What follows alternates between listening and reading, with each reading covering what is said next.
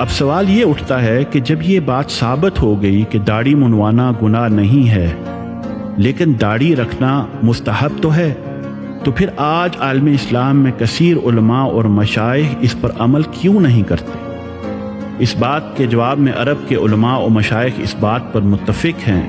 کہ دور حاضر میں داڑھی رکھنا یہود و نصارہ، مجوس اور مشرکین کے ساتھ ساتھ اہل بدعت، انتہا پسند اور دہشت گردوں کی علامت و شعار بن چکا ہے۔ لہٰذا نبی کریم صلی اللہ علیہ وسلم کے فرامین کی روشنی میں ان لوگوں کی مخالفت کرتے ہوئے دنیا کے مختلف ممالک کے علماء، مشائخ اور صالحین نے داڑھی کو ترک کر دیا ہے تاکہ اسلام دشمن عناصر کے ساتھ مشابہت سے بچا جا سکے۔ اور یہ موقف کوئی نیا نہیں ہے، بلکہ اہل سنت و جماعت کے اکابر علماء و مشائخ کا بھی یہی موقف رہا ہے، جیسا کہ معروف حنفی محدث علامہ ملا علی قاری رحمۃ اللہ علیہ فرماتے ہیں، ہر وہ سنت جو اہل بدعت کا شعار اور علامت بن جائے اسے ترک کر دینا ہی بہتر ہے۔ اور یہی موقف خود امام غزالی رضی اللہ عنہ کا بھی ہے، جو فرماتے ہیں جب بھی کوئی سنت اہل بدعت کا شعار اور علامت بن جاتی ہے تو ہم اسے ترک کرنے کے قائل ہیں تاکہ اہل بدعت کی مشابہت سے بچا جا سکے۔ پہلی بات، ملا علی قاری اور ابو حامد غزالی کا یہ قول درست نہیں، محدث الالبانی رحمہ اللہ نے بھی اس پر نقد کیا ہے۔ دیکھیے حاشیہ تو اصلاح المساجد، کیونکہ ایسی صورت میں یہ ان اہل بدعت کی بجائے سنت مقرر کرنے والے رسول اللہ صلی اللہ علیہ وسلم سے مشابہت ہے۔ دوسری بات یہ کہ داڑھی سنت نہیں بلکہ واجب ہے۔ تیسری بات یہ کہ کیا داڑھی کا ذکر ملا علی قاری اور ابو حامد غزالی نے بطور مثال ذکر کیا ہے؟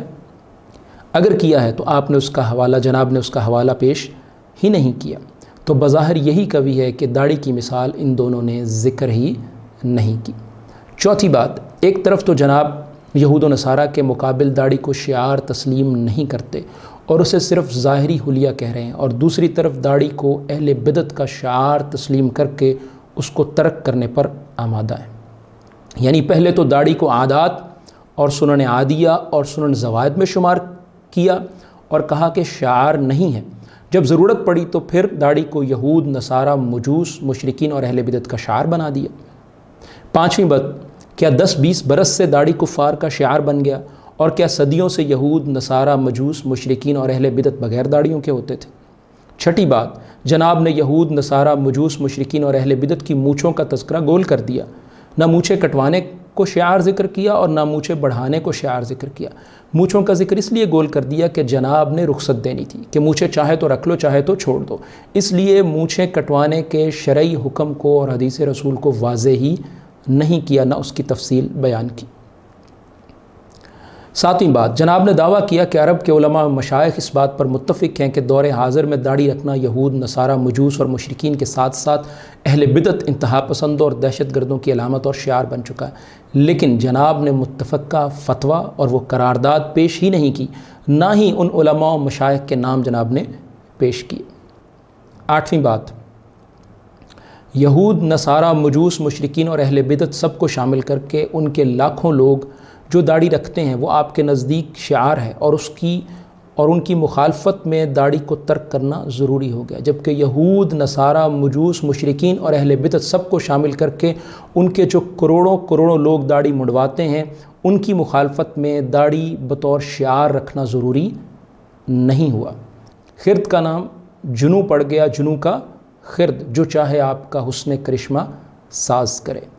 اسلام کے باطل فرقے صدیوں سے داڑھی رکھتے آئے، یہاں تک کہ خوارج تک نے داڑھی رکھی، تو مسلمان علماء نے ان کی مخالفت میں دیگر مسلمانوں کو داڑھی ترک کرنے کا حکم نہیں دیا، جبکہ طریقہ برہانیہ کے توسط سے یہ نادر اصول 1450 سال بعد سامنے آیا کہ داڑھی رکھنا یہود، نصارہ، مجوس، مشرکین اور اہل بدعت کے شعار ہونے کی وجہ سے 21ویں صدی میں ترک کر دی جائے۔ حتیٰ کہ دور حاضر میں خود اہل بیت رسول صلی اللہ علیہ وسلم کے ائمہ نے بھی اپنے جد امجد رسول کریم صلی اللہ علیہ وسلم کے حکم کے مطابق داڑھی کو ترک کرنا ہی بہتر جانا،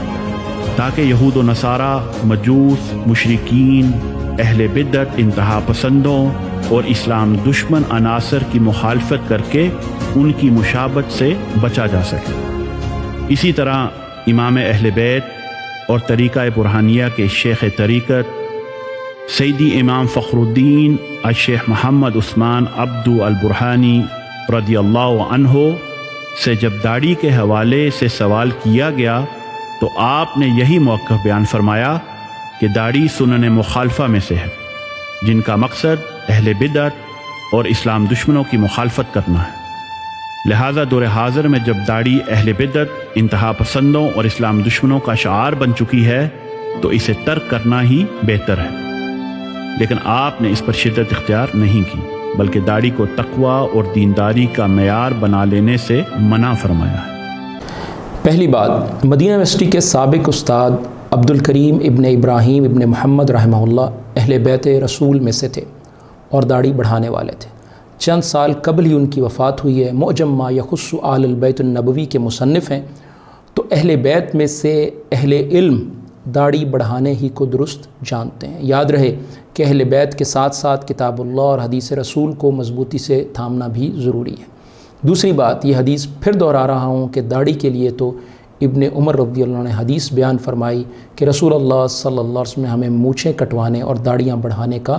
حکم دیا، جامع ترمذی 2764۔ تیسری بات، الشیخ عبدالعزیز ابن باز رحمہ اللہ جو کہ سعودی عرب کے سابق مفتی اعظم رہے ہیں، سعودی فتویٰ کمیٹی کے اور مجلس بحوث علمی اور رابطہ عالم اسلامی کے زیر انتظام المجمع الفقہی الاسلامی کے اور مدینہ یونیورسٹی مدینہ منورہ کے سابق سربراہ رہے ہیں، اور 1982 میں ان کو شاہ فیصل ایوارڈ بھی دیا گیا۔ ان سے داڑھی منڈوانے کے بارے میں سوال کیا گیا تو انہوں نے جواب دیتے ہوئے کہا، داڑھی منڈوانا اور چھوٹی کروانا حرام اور ممنوع ہے، اور مسلمان کے لیے ایسا کرنا جائز نہیں۔